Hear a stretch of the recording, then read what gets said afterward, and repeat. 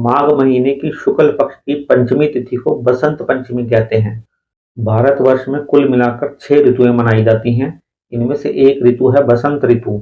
जब सर्दी का समय जा रहा होता है और गर्मी का समय आ रहा होता है, उन दोनों के बीच की ऋतु जो है वो बसंत ऋतु है।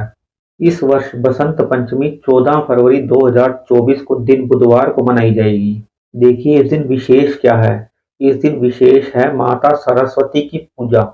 इस दिन माना जाता है कि माता सरस्वती का प्राकट्य हुआ था। माँ सरस्वती बुद्धि, विद्या, ज्ञान और विवेक की देवी हैं। इस दिन माँ सरस्वती की पूजा का विशेष मुहूर्त सुबह 7 बजे से दोपहर के 12:35 तक है। इस बीच में आप माँ सरस्वती की पूजा आराधना कर सकते हैं। अब ये जानते हैं कि पूजा किन लोगों को करनी चाहिए।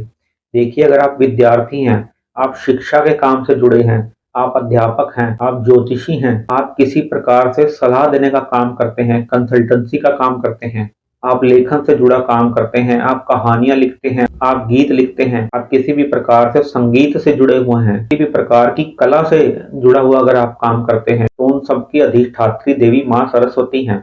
माँ सरस्वती की कृपा के बिना इन कामों में आप कभी भी सफलता नहीं पा सकते।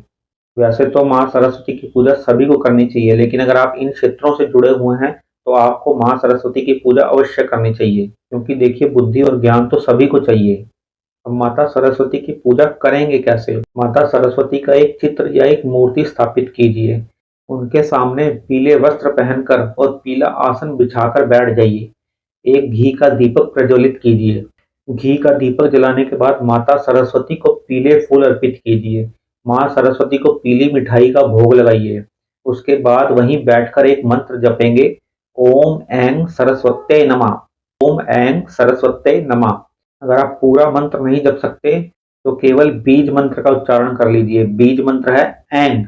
जी हाँ, ऐं माता सरस्वती का बीज मंत्र है।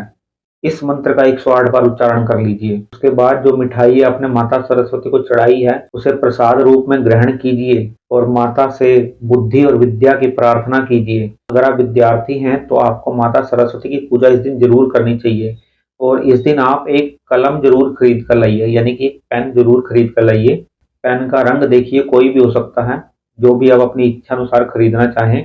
अगर बसंत पंचमी के दिन आप ऐसा करते हैं तो माता सरस्वती की कृपा से आपको बुद्धि, विद्या और ज्ञान का वरदान अवश्य मिलेगा। जय श्री राम।